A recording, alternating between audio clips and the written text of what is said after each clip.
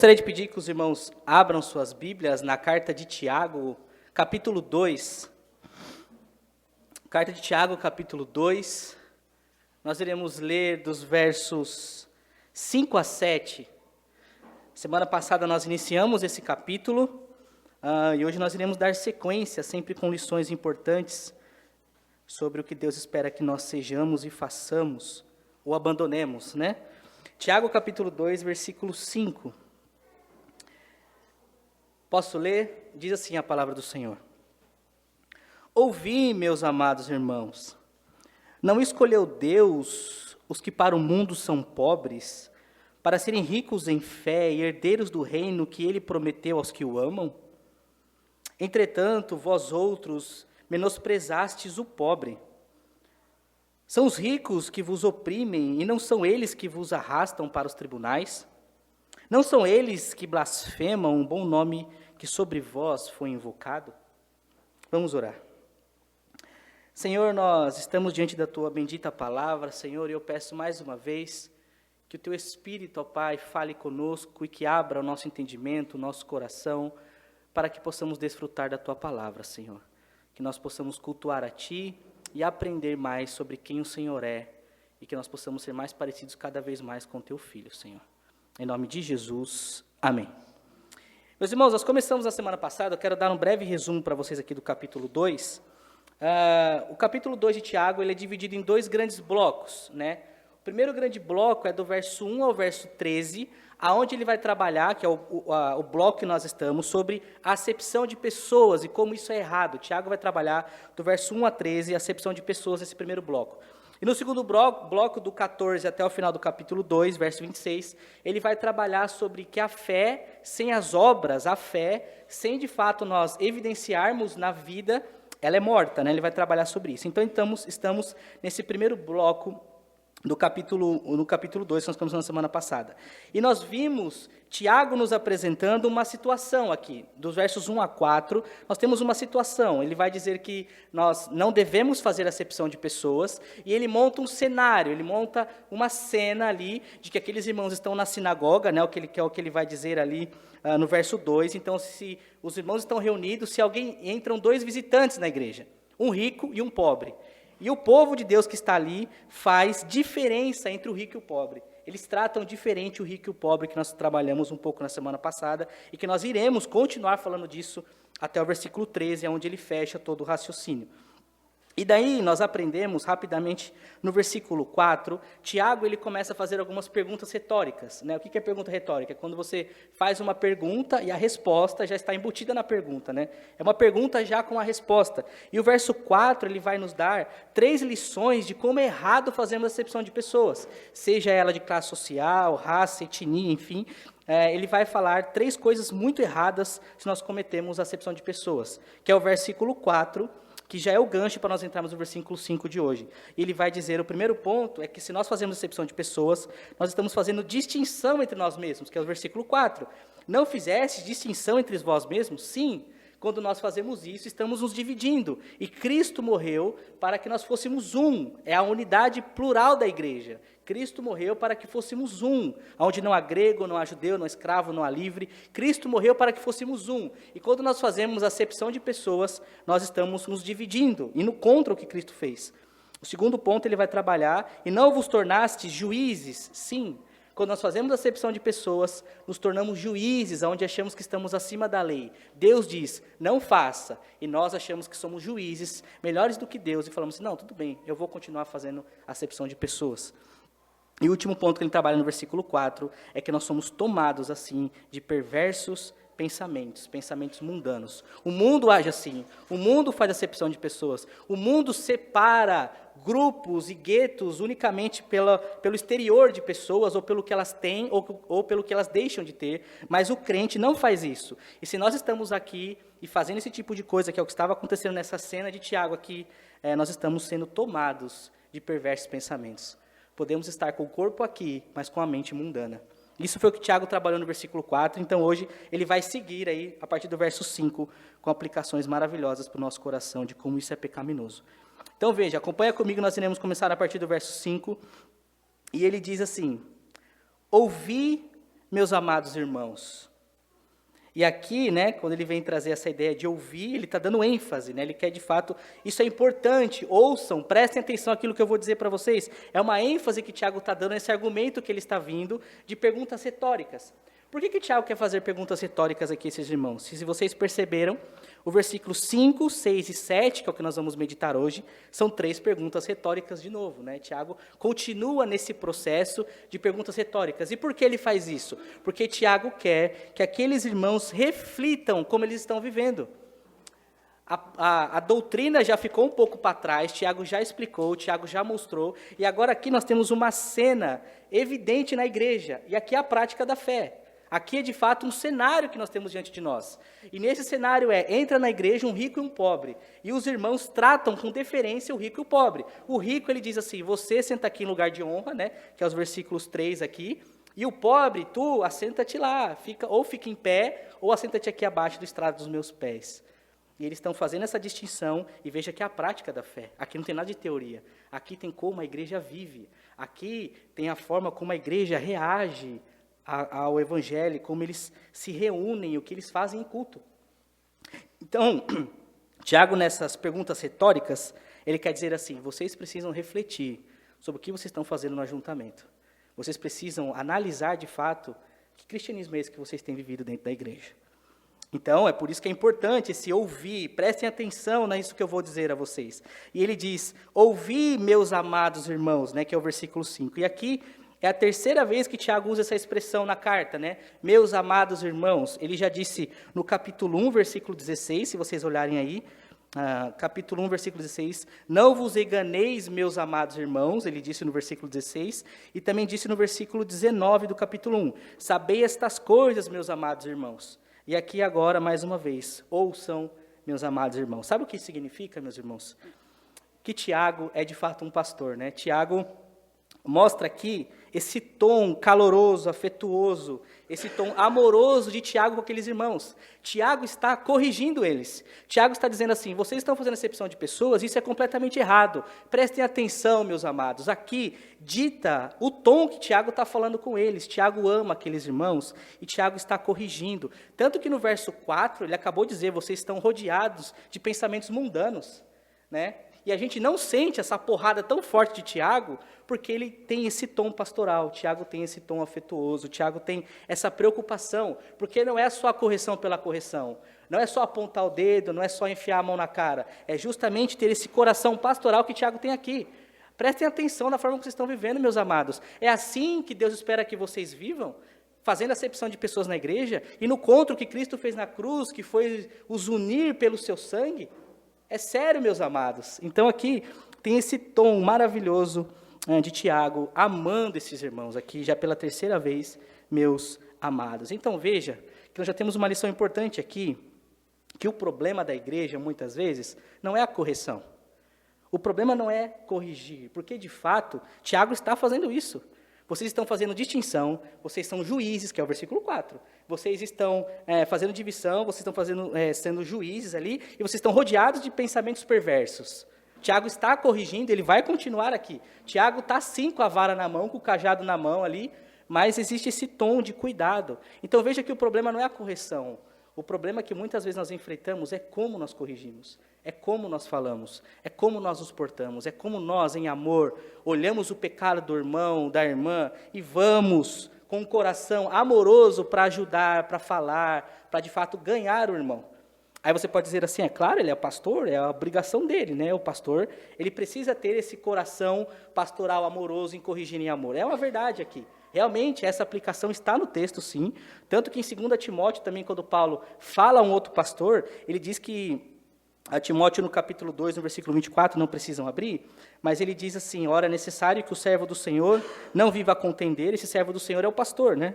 E sim, deve ser brando para com todos, apto para instruir, paciente, disciplinando com mansidão os que se opõem, na expectativa de que Deus lhe conceda o arrependimento para crerem na verdade. Então, existe esse conselho de Paulo ao pastor Timóteo, de fato, de falar assim, instrua e seja paciente e discipline com mansidão os que se opõem, ou seja, aqueles que de fato creem diferente, aqueles que de fato estão querendo de alguma forma causar. É realmente uma característica de um pastor. Mas se os irmãos verem em Gálatas capítulo 1, e isso eu quero que vocês abram, por favor, é um ponto muito importante aqui, meus irmãos. Nós somos chamados, sim, a nos disciplinarmos, a nos amarmos, a corrigir os irmãos que estão em falta, mas precisa haver esse coração amoroso. Gálatas capítulo 6, versículo 1. Gálatas 6, versículo 1. Aqui, Paulo está dizendo à igreja, aqui não é o pastor da igreja, aqui é a comunidade, aos Gálatas ali, a igreja na Galácia. Ele vai dizer no verso 1 do capítulo 6. Irmãos, se alguém for surpreendido em alguma falta, vós, é a igreja, vós que sois espirituais, corrigiu com espírito de brandura, e guarda-te para que não sejas também tentado. Levai as cargas uns dos outros, e assim cumprireis a lei de Cristo. Veja que tem dois grupos na igreja aqui, aos Gálatas, os que são espirituais e os que estão em falta. E Paulo vai dizer, vocês que são espirituais, porque eles existem, porque eles estão na igreja também, corrijam com espírito de brandura aqueles que estão em falta, aqueles que estão de alguma forma numa vida de pecado. É com espírito de brandura, é a mesmo linguajar de Mateus 18, quando algum irmão tem algo contra você, você vai até ele e conversa para você ganhar o irmão. É isso que nós devemos fazer, e Tiago nos mostra na prática como nós devemos nos tratar. Então veja, meus queridos, que é assim que nós devemos ser, né?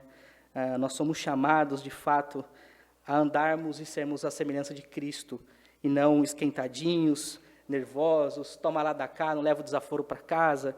Né? É interessante que Tiago aqui, ele corrige, ele fala de coisas sérias, que vai continuar falando, mas existe esse tom pastoral, e daí a gente não sente tanta dor, né? A gente não sente tanto essas porradas que Tiago está dando na igreja, que estão assim, vivendo aquilo que Tiago acha e o que a Bíblia diz que nós não devemos agir. Então, Tiago está com o cajado na mão, já disse, eu amo vocês, meus amados. E agora ele vai seguir corrigindo esses irmãos. Então, veja lá o que ele vai fazer. Então, nós temos aqui o tom da mensagem de Tiago e o tema do nosso sermão de hoje, que é fazer acepção de pessoas é negar a escolha soberana de Deus. Fazemos acepção de pessoas é negar a escolha soberana de Deus, que é isso que Tiago vai trabalhar no versículo 5. Então, vamos lá. Ouvi, meus amados irmãos, não escolheu Deus os que para o mundo são pobres? Aí, o que Tiago está fazendo aqui? Esse é o cenário que nós não podemos tirar de nossa mente. Entra na igreja um rico e um pobre. Ele dizem ao rico, você senta em lugar de honra, e o pobre fica em pé ou senta embaixo do estrado dos meus pés. Aí Tiago vai dizer, prestem atenção, meus amados. Deus não escolheu os pobres? Fazemos acepção de pessoas é irmos contra a escolha soberana de Deus. E aqui Tiago vai trazer à tona em seu argumento, mais uma vez, a doutrina da eleição. Tiago está falando de eleição aqui, ele traz de volta esse argumento.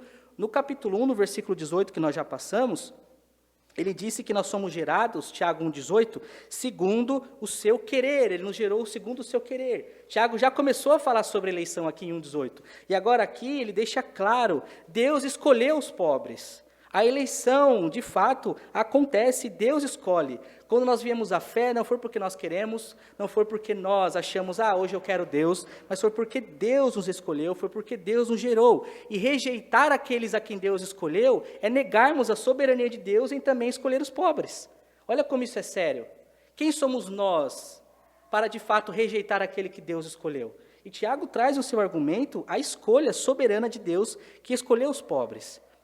E aqui, é um momento muito oportuno para mim tirar uma dúvida que possa surgir no coração dos irmãos sobre o tema eleição / acepção de pessoas, né? Porque é exatamente esse contexto que nós estamos aqui, tanto do tema eleição, quanto do tema acepção de pessoas que Tiago está trabalhando. O que Tiago está dizendo, ele vai dizer até o versículo 13 acepção de pessoas é pecado, Deus não faz acepção de pessoas. Aí a pergunta e a dúvida que pode surgir no coração dos irmãos, que eu quero tentar em alguns minutos aqui, sanar para vocês bom, ok, se Deus escolhe, Deus não está fazendo acepção de pessoas? Né? Se você já não se deparou com esse argumento, muito provavelmente alguém já falou para você, ou você mesmo já pensou sobre isso. Deus escolher, que é o que o Tiago está dizendo aqui, Deus escolheu os pobres. Deus escolher não é fazer acepção de pessoas? Eu quero aqui dizer aos irmãos que não é isso. Deus não faz acepção de pessoas, como nós já vimos até textos em Levítico dizendo que Deus não faz acepção de pessoas. Então, como que funciona? O que é, de fato, acepção de pessoas, meus irmãos? Acepção de pessoas é você escolher um grupo em detrimento de outro, é você julgar e você ter um crivo e escolher alguém, se alguém é recebido ou rejeitado ali no seu ciclo de amizade, enfim, na igreja, unicamente pelo exterior. Então, se a pessoa é rica ou se a pessoa é pobre, se a pessoa é negra, se a pessoa é branca, se a pessoa é alta, baixa, gordo ou magro. Isso é fazer acepção de pessoas. Eu sou gordinho não, né? Sou gordo e tenho o grupo dos gordos. E eu tenho um cara magrinho que quer entrar no meu grupo. Fala, não, cara, a gente aqui é o grupo dos gordos. Isso é acepção de pessoas. Quando você escolhe um grupo em detrimento do outro, unicamente pelo exterior. E existe isso. A gente acha que não, mas existe. E Tiago está lidando com um problema sério aqui dos ricos e dos pobres. Existe o grupo dos ricos que não se misturam com as gentalhas, né? Não se misturam com os pobres.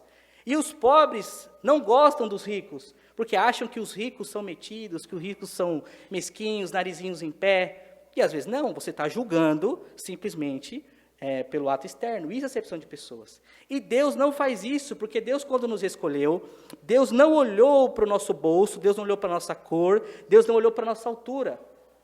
A palavra diz que Deus escolheu pessoas de todos os povos, tribos, línguas e nações. Ou seja, não existe nenhuma etnia, não existe nenhuma classe, não existe nenhuma idade, não existe nenhuma esfera da sociedade em que não estejam, em que não tenham os eleitos de Deus.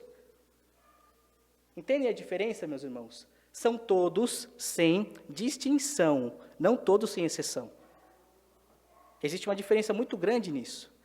Deus salvou o rico, o pobre, o alto, o baixo, o homem, a mulher, o escravo, o livre. Todos, absolutamente todas as classes estão, essa palavra é muito boa, né, mas contempladas no sacrifício de Cristo na cruz. Eu quero ler aqui com os irmãos 2 textos para que nós fechemos esse ponto, para que não fique dúvida, que é Gálatas, capítulo 3, versículo 26.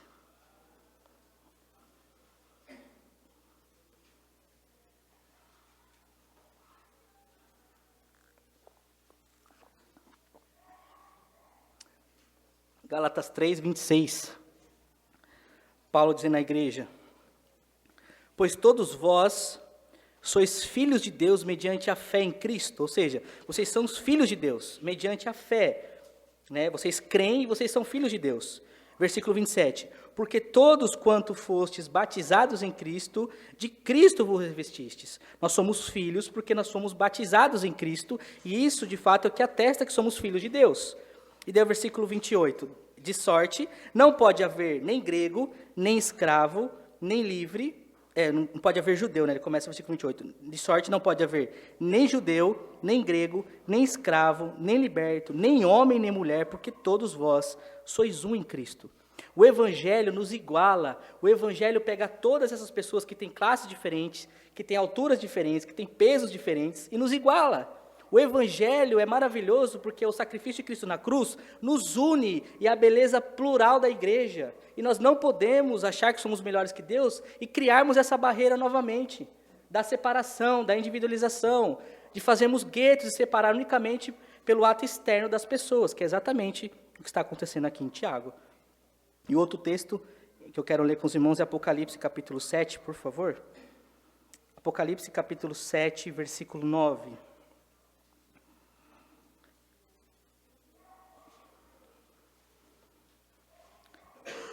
Apocalipse, capítulo 7, versículo 9, diz assim a palavra do Senhor: depois destas coisas, vi, e eis grande multidão, que ninguém podia enumerar, então, ou seja, é a multidão dos salvos, e de todas as tribos, povos e línguas em pé diante do trono e diante do Cordeiro, vestido de vestiduras brancas com a palma nas mãos, e clamavam em grande voz, dizendo: ao nosso Deus que se assenta no trono e ao Cordeiro pertence a salvação. Ao Cristo, ao Cordeiro pertence a salvação, é dele porque é ele que escolhe, e dentro dessa escolha existem povos de todas as tribos, línguas e nações, uma multidão que não se pode enumerar.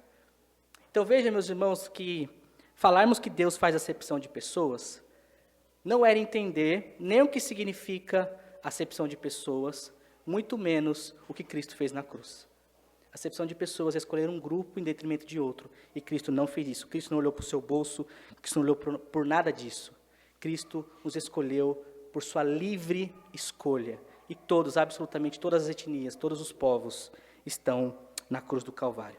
É importante nós pensarmos nisso e fecharmos esse assunto de que Deus escolheu todos os povos, tribos e nações, porque eu já ouvi irmãos pegarem esse texto isolado de Tiago aqui e dizer assim, tá vendo? Já leu Tiago 2,5? Deus escolheu os pobres e criaram uma apologia à pobreza.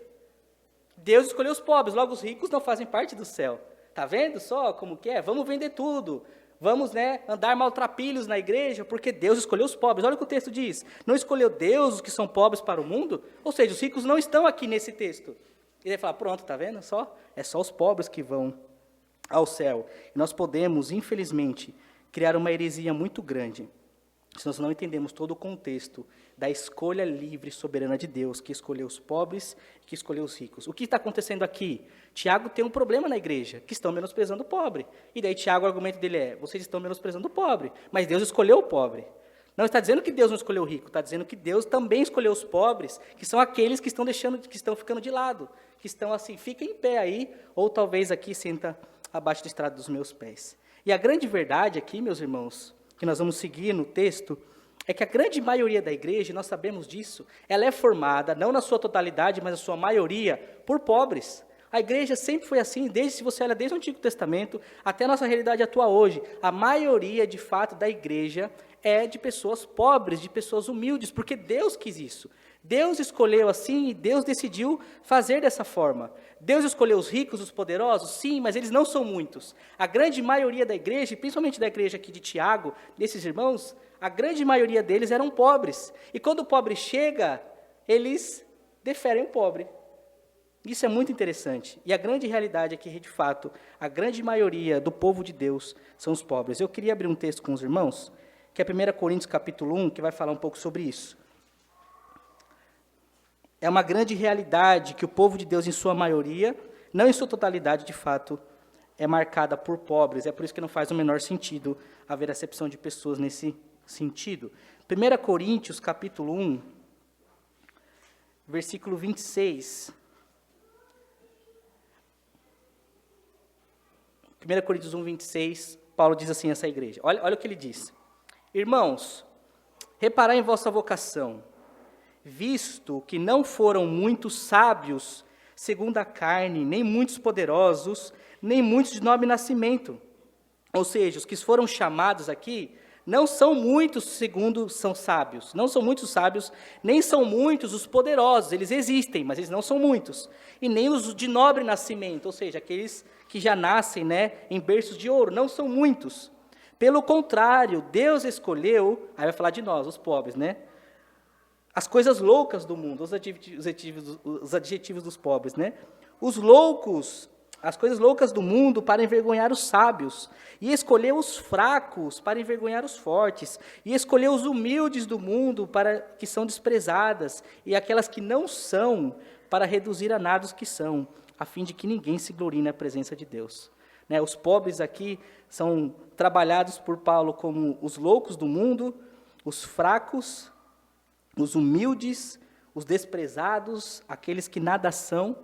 Essas características que Paulo dá aqui aos pobres. Porque Deus escolheu isso. Não são muitos os poderosos, não são muitos os nobres, e não são muitos os sábios. Eles existem, mas a maioria da igreja sempre foi constituída, de fato, por pobres. Então não faz o menor sentido existir a acepção de pessoas de classes sociais na igreja.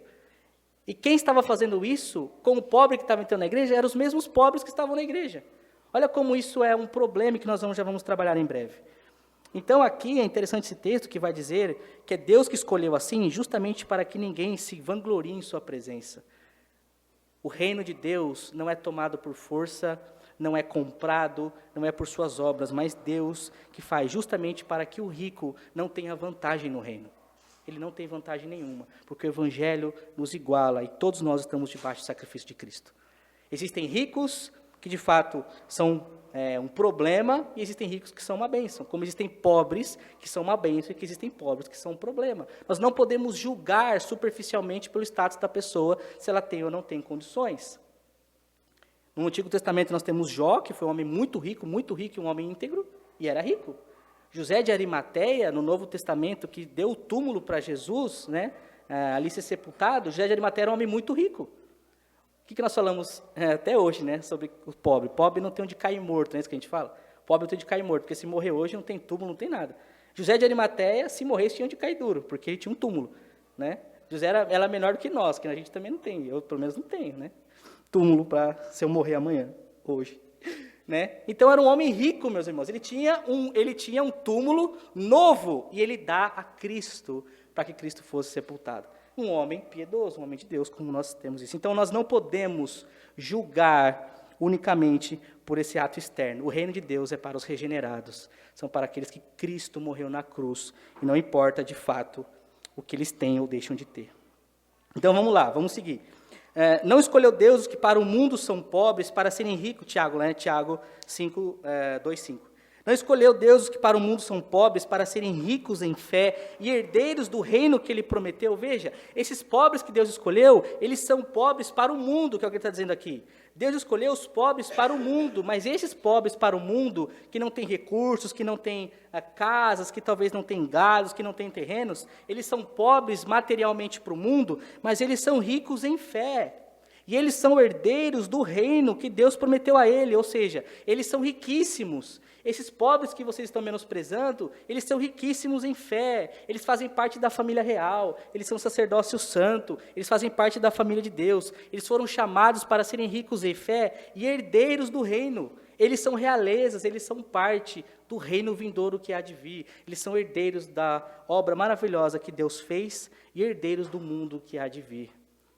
Como que vocês menosprezam uma realeza, alguém que de fato é herdeiro do reino que há de vir? Um reino poderoso, glorioso, que nos foi dado, onde Cristo ascendeu aos céus e disse, eu vou, mas eu vou preparar morada para que vocês estejam comigo. E eles são herdeiros dessa promessa, tanto o rico quanto o pobre, e vocês menosprezam os herdeiros, aqueles que não deveriam ser desprezados. Vocês estão olhando com um pensamento mundano para o aqui e para o agora. Talvez aqui, de fato, eles não tenham, mas eles são herdeiros, mas, de fato, eles são povo de Deus, escolhidos e herdeiros da promessa. Tiago, no capítulo 1, no versículo 9, se vocês verem aí, ele já começou a falar um pouco sobre isso, né, deu uma pincelada, quando ele disse em Tiago 1,9, que ele vai dizer, o irmão pobre, de condição humilde, glorie-se na sua dignidade. Você não tem nada aqui, mas glorie-se no seu status, na sua dignidade de filho, de sacerdócio que você tem por meio de Cristo. Não olhe para o aqui e agora, não olhe para as coisas que você não tem aqui, olhe para a sua dignidade, para o seu status, que você é filho de Deus. E o versículo 10, ele vai dizer, e o rico na sua insignificância. O rico glorie-se na insignificância das coisas que você tem aqui, porque tudo isso, como ele diz aqui, passa como a flor da erva. Você pode ter, mas isso se escapa das suas mãos. O reino de Deus são para os filhos que Deus deu. E o pobre já desfruta aqui e agora, mesmo não tendo nada material, ele já desfruta de uma dignidade, de um status, de um privilégio que Deus deu a ele de ser herdeiro da promessa. Isso, de fato, meus queridos, é o que importa. Esse, de fato, é o tesouro que importa. Não o tesouro que o mundo acha que importa, não as roupas, os carros, os terrenos, mas o tesouro que importa é o tesouro dos céus, onde os pobres são tão ricos e talvez, que terão muito mais do que aqueles que têm aqui na terra. O tesouro dos céus é o mais importante, onde a traça e a ferrugem não corrói, onde os ladrões não roubam e não escavam. Talvez aqui, meu irmão, eu queria parar aqui um pouco para falar sobre isso. Talvez você está aqui nessa manhã, e a vida é mais difícil para você, meu irmão, minha irmã. A vida é mais difícil, você olha para o lado e vê os ricos prosperando, você vê os ricos viajando, trocando de carro, viajando em classe A. Isso talvez possa te incomodar, possa te desanimar, mas fique tranquilo, descanse nessa palavra. Descanse de que o reino são para vocês também. Vocês não são cristãos inferiores por não terem aqui e agora. Se Deus der, amém. Se Deus não der, amém também. Porque isso não importa. A grande verdade é que não importa. Você pode ter mais recursos aqui, e isso deve ser, de fato, para o benefício do próprio reino. Os que tem aqui, os que Deus dá aqui para de fato os crentes, é para que eles usem os seus recursos para o avanço do reino, para que eles tenham mais recursos para ajudar, para sustentar, como o Tiago já disse, o órfão, a viúva, acudir, que é o que ele vai trabalhar no segundo bloco, sobre ajuda aos necessitados. Mas você, de fato, não é menos crente, inferior, por não ter aqui. Descanse nesse reino eterno. Se Deus fizer, Ele é Deus. E se Deus não fizer, Ele continua sendo Deus. Porque isso não importa. O que importa é seu status de dignidade. Nós somos ricos em fé, aguardando o reino que há de vir. Aguardando o reino que será estabelecido sobre nós com poder e grande glória. Como diz Apocalipse, capítulo 21, versículo 1, não precisa abrir. João vê e ele diz assim: vi o novo céus e a nova terra, pois o primeiro céus e a primeira terra passaram, e o mar já não existe. Vi também a cidade santa, a nova Jerusalém, que descia do céu da parte de Deus, ataviada como noiva adornada para seu esposo. Então vi grande voz que vinha do trono dizendo: este é o tabernáculo de Deus com os homens. Deus habitará com eles, eles serão povo de Deus e Deus mesmo estará com eles. Nós aguardamos essa promessa de que um dia habitaremos com o Senhor, da nova Jerusalém que vai descer do céu e Deus morará conosco, Ele vai habitar conosco e não vai mais precisar haver o sol, porque a justiça de Deus cobrirá tudo e nós estaremos lá, mesmo sendo pobre aqui, estaremos lá porque somos herdeiros da promessa, meus queridos. Graças a Deus por isso, né? E daí ele vai seguir, né? Deus escolheu os pobres que são para esse mundo, é por um mundo só, mas para Deus não. Eles são herdeiros da promessa do reino que Ele prometeu aos que o amam. Veja que é o final do versículo. É um reino que não é comprado. Deus nos dá, Deus nos escolhe, e se você quer saber se você faz parte desse reino, não importa a sua classe social, a sua cor, o que importa é se você ama esse reino. Porque está dizendo aqui que esse reino que Deus prometeu, que os pobres estão inclusos, é um reino que de fato é dado para aqueles que amam o reino, para aqueles que amam o rei. O que de fato você ama, meu irmão? O que de fato você ama, minha irmã? Se você não ama o reino, se você não ama o rei aqui, não espere fazer parte desse reino vindouro. Porque o reino, nós já desfrutamos aqui agora desse reino vindouro. A nossa identidade já não é daqui. A nossa pátria já não é daqui. Aqui somos peregrinos e forasteiros. E se aqui nós não amamos esse reino que está por vir, se nós não anunciamos esse reino que está por vir, se nós não amamos esse rei que será estabelecido e que reinaremos com ele, você não faz parte do reino.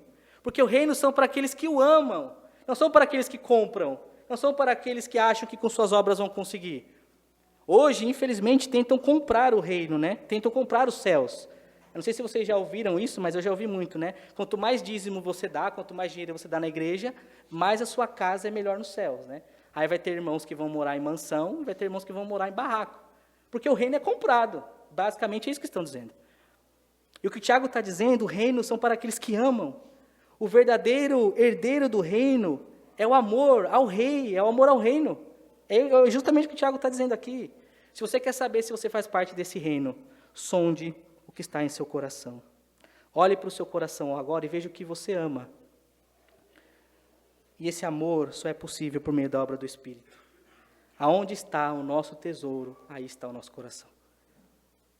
Pessoas que passam uma vida tentando acumular as riquezas daqui, para ter o status aqui, não fazem parte desse reino vindouro.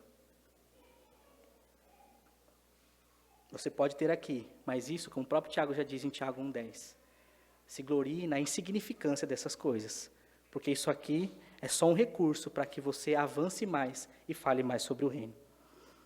Então agora vamos seguir o versículo 6, onde ele vai dizer, veja isso, versículo 5, não escolheu Deus os que para o mundo são pobres, para serem ricos em fé e herdeiros do reino que Ele prometeu aos que o amam? A pergunta retórica, a resposta é sim, lógico, Deus escolheu os que para o pobre que são pobres para o mundo, para serem ricos em fé e herdeiros da promessa. Sim, é verdade. Aí o versículo 6, entretanto, vocês menosprezam o pobre.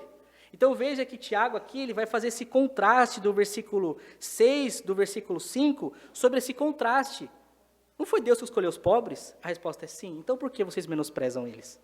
Que é o começo do versículo 6. Isso é muito perigoso, porque Tiago está falando com um povo ali que era pobre, na sua grande maioria. E nós temos certeza disso, porque no segundo bloco, na carta de Tiago, no capítulo 2 ainda, Tiago vai falar assim, viu, tem gente na igreja que está passando necessidade de fome, e vocês despedem eles e mandam eles embora, que Deus os abençoe, sem dar o suprimento, ou seja, os pobres estão na igreja aqui. Então não faz o menor sentido. Aqueles irmãos que estavam recebendo a palavra eram, na sua grande maioria, pobre, entra na sinagoga pobre, e é o pobre que menospreza o pobre. E aqui, meus queridos, é impressionante a nossa capacidade de ter uma vida incoerente. A nossa incoerência, o nosso potencial de sermos incoerentes com a nossa vida. Veja, você é um pobre, pé rapado, não tem onde cair duro, né? O extrato do banco é um problema, você fica lutando o mês inteiro para chegar pelo menos 0 a 0, para não ter que pedir dinheiro emprestado para os outros. Você é pobre e você se agarra nessa palavra maravilhosa que Deus te escolheu, mesmo sendo pobre. Que Deus não olhou para isso, Deus não olhou para a sua conta. E Deus te escolheu, e Deus te deu uma promessa, e Deus te deu uma herança, um reino, e você se alegra com isso, e você fica muito feliz com isso, porque Deus não olhou para a sua pobreza. E daí quando chega uma pessoa na igreja, você olha para a pobreza do que chegou na igreja. Veja a incoerência. Nós amamos receber de Deus isso, mas não conseguimos passar adiante o que recebemos de Deus. Deus escolhe você e você faz o contrário com o outro. Que era o que eles estavam fazendo aqui. Eles estavam favorecendo quem? O rico. Eles estavam menosprezando aqueles que eram de igual a eles e favorecendo o rico, porque talvez o rico fica na igreja, né? O rico ajuda a resolver os problemas da igreja, aqui precisa pintar, precisa, enfim, fazer um monte de coisa, e menospreza aqueles que Deus não menosprezou. Deus não menosprezou eles e eles estão menosprezando os outros. Foram agraciados por Deus, mas não passam essa mesma graça adiante. É a nossa capacidade de viver uma vida incoerente. Nós não repassamos para frente aquilo que gostamos de receber da parte de Deus. E veja aqui como isso é sério. E como isso tem aplicabilidade para várias outras áreas da nossa vida. Não só essa. Mas veja, nós somos agraciados pelo perdão de Deus, que nós comentávamos um pouco ontem em casa, né? Fomos agraciados pelo perdão de Deus e nós amamos que Deus nos perdoe.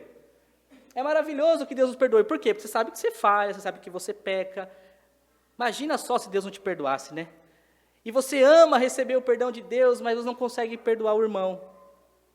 Você ama receber o perdão de Deus, mas não consegue estender essa mesma graça do perdão ao outro que fez algo contra você. Você não consegue, mas Deus é obrigado a te perdoar, né? Aí você gosta. A incoerência da nossa vida. Nós amamos sentir o amor de Deus, o cuidado de Deus.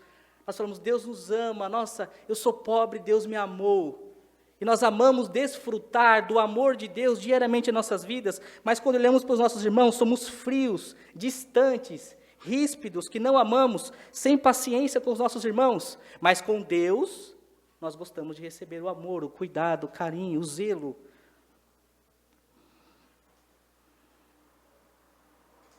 Esses dias eu ouvi um sermão não é um recorte, faz muito sentido, e o pastor estava falando sobre incoerências da vida cristã, e ele falou assim, tem muitos irmãos que falam assim, bom, fé e dinheiro não se mistura. Fé é fé, eu vou ao culto, mas não mexe no meu bolso, não pede para me dar dinheiro. Né? Fé é fé e dinheiro é dinheiro. Só que daí, na hora que o dinheiro aperta, na hora que o pobre sente necessidade, o que ele faz? Ele ora a Deus, pedindo para que Deus o ajude financeiramente. Ele fala, então tá, se você não quer ajudar na igreja, então não peça para Deus te abençoar quando você precisa de recursos, tá? Isso não é incoerente? E é uma grande realidade, nós fazemos isso, essa incoerência do perdão, da graça, do amor, do dinheiro. E nós fechamos os olhos.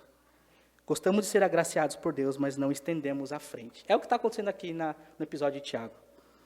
E daí, para nós seguirmos aqui, ele vai trazer que esses irmãos fazerem acepção de pessoas entre o rico e o pobre, traz 3 problemas aqui, que são 3 injustiças que eram conhecidas diante deles e que eles estavam fechando os olhos para essas injustiças conhecidas, né? Eles estavam passando pano quente, fazendo vista grossa para injustiças que eram conhecidas na igreja. Eles não estavam ligando para isso e simplesmente fazendo acepção de pessoas. E a primeira delas é a opressão, a segunda é o processo legal e o terceiro é a blasfêmia, assim nós já caminhamos para o fim. Tiago vai dar essas 3 acusações nessas perguntas retóricas.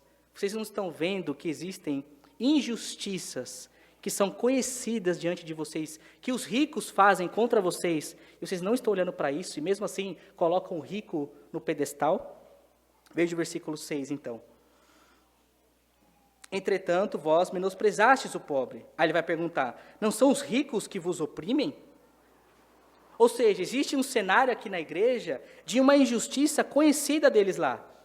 Aqueles irmãos que eram pobres na igreja ali, eles eram oprimidos por ricos. Aqui, de fato, Tiago está dizendo sobre aqueles ricos que talvez eram donos de gado, donos de fazendas e tal, e que conseguiam os seus recursos, né, oprimindo o pobre, de fato menosprezando o pobre, subjugando o pobre. Eles ganhavam dinheiro oprimindo às custas dos pobres. E Tiago vai dizer assim, existe um contexto aqui, uma injustiça que nós vivemos, que é a opressão do rico e do pobre, e que vocês não estão olhando para isso. Não são eles que vos oprimem, não são eles que vos escravizam, não são eles que ganham às suas custas desonestamente, e vocês não estão olhando para isso. E só porque o cara é rico você põe ele em lugar de honra? Tiago quer que eles pensem, porque existem realidades concretas que estão acontecendo ali naquela sociedade, e que de fato eles estavam fazendo vista grossa. Não está dizendo aqui, meus irmãos, e nós vamos ver de forma alguma, que esses ricos que estavam oprimindo eram crentes. Ele está dizendo assim, existe uma sociedade, existem os ricos que oprimem os pobres. E quando entra na igreja o rico e o pobre, sem você conhecer a vida dele, porque no texto o rico não faz nada, nem o pobre, eles só entram. E a igreja, de fato, faz essa diferença. Ou seja, só de você separar, sem conhecer, você pode estar trazendo para o lugar de honra esse cara que oprime. Você pode estar trazendo para o lugar de honra esse cara que, de fato, nem cristão é. Ele quer lembrar dessas injustiças conhecidas e que vocês estão fechando os olhos. Nessa cultura da época, os ricos comerciantes, de fato, né, eles eram donos de muitas coisas e os pobres tinham que trabalhar, né, nessa opressão, de fato, para que os ricos ficassem cada vez mais ricos. Eu tenho alguns textos aqui que os irmãos podem anotar, eu não vou abrir por conta do tempo, mas se vocês verem, as Escrituras trabalham muito contra a opressão dos ricos em detrimento dos pobres. Podem anotar aí, para vocês anotarem depois, Jeremias capítulo 22, versículo 3, Deus vai ali contra, e vai dizer para livrar o oprimido do opressor que estava de fato subjugando ali. Você tem Ezequiel capítulo 22, versículo 6, dizendo de fato para que os príncipes ali que subjugavam, que oprimiam o povo, que Deus odiava isso e que era para fazer justiça para o órfão e para a viúva. Você tem Amós, capítulo 8, versículo 4. Você tem Malaquias, capítulo 3, versículo 5, falando de fato para que, de novo, né, os ricos não subjuguem, não oprimam os pobres, mas que sejam de fato aquilo que Deus espera. Então existe uma advertência muito forte nas Escrituras dos ricos que oprimiam os pobres. É uma realidade conhecida da igreja e que eles estavam fechando os olhos para isso. Injustiças conhecidas que vocês estão sem olhar. E daí o segundo ponto aqui, que eles passam vista grossa, que Tiago vai trazer à tona, ainda no verso 6 e não são eles que vos arrastam para os tribunais? Ou seja, os ricos, eles vos oprimem, eles vos subjugam, e eles ainda os arrastam para tribunais. Vocês não estão vendo isso? Né, o que ele está dizendo aqui, e não são eles que vos arrastam para tribunais, né? Paulo foi um dos que foi arrastado para os tribunais.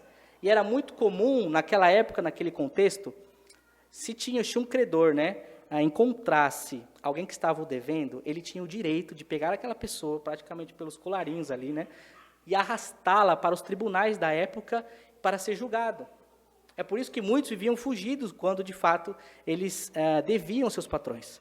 Nós temos um caso desse na própria Escritura, que é o caso de Filemão, né, com Onésimo, a carta de Onésimo. Onésimo é um escravo que foge do seu patrão ali, muito provavelmente sai devendo ali, que depois Paulo fala, se ele te deve alguma coisa, põe na minha conta, e ele sai fugido.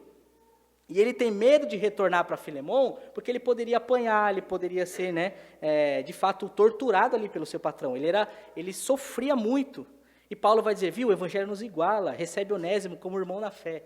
Então, o contexto que acontecia naquela época era isso: se você deve, eu te arrasto para o tribunal, não tem essa. E ali os tribunais sempre foram mais a favor dos ricos, obviamente, e daí os pobres tinham que virar escravos, de fato, ou ele, ou sua família, de fato, ser escravos, até pagar cada centavo que ele devia àquele senhor, se ele pegasse na rua.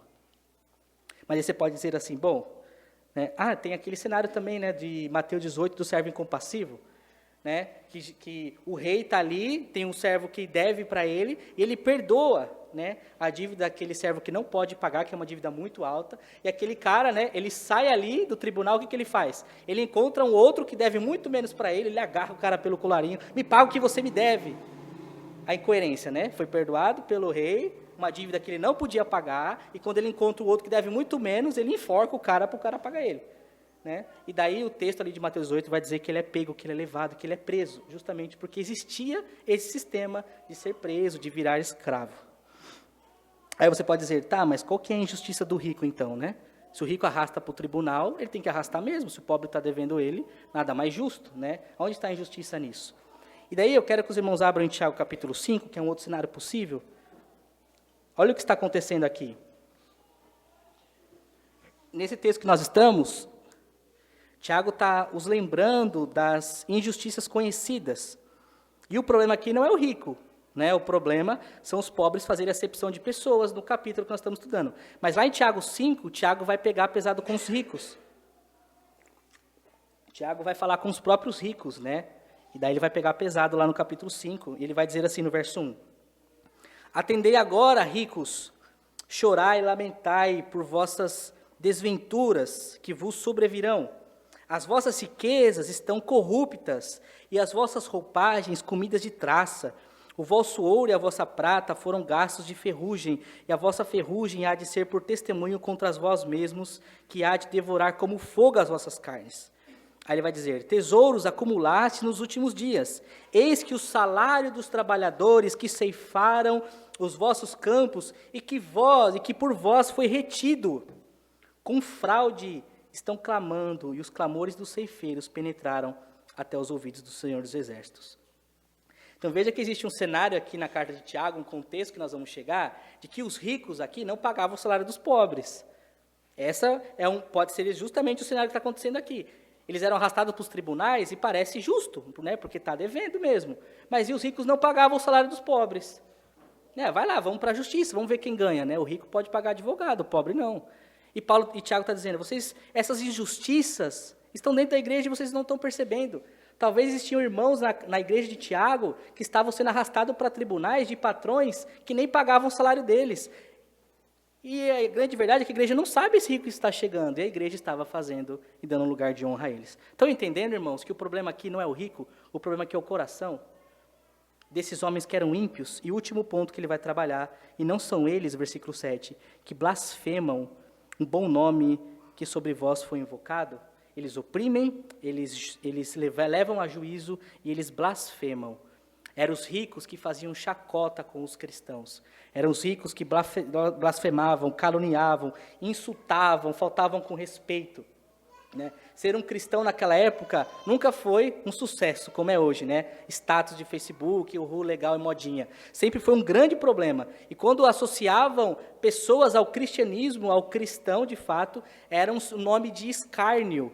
Lá em Atos capítulo 11, no versículo 26, é a primeira vez que eles são chamados de cristãos, Atos 11, 26. E quando eles são chamados de cristãos, ali o contexto é um contexto de escárnio, é um contexto de chacota, lá os cristãos, a semelhança de Cristo que foi crucificado. E eles aqui blasfemavam, e Tiago está dizendo, eles blasfemam o bom nome que sobre vós foi invocado.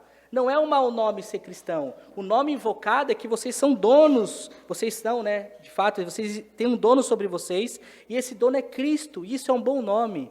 Vocês são injuriados, vocês são perseguidos pelo bom nome que de fato sobre vós foi invocado, que é o nome do Senhor Jesus. É uma expressão, esse bom nome invocado, sobre propriedade, que de fato nós temos Cristo como nosso Senhor. Ele é nosso dono, e esse nome que é invocado sobre nós era taxado de fato como escárnio.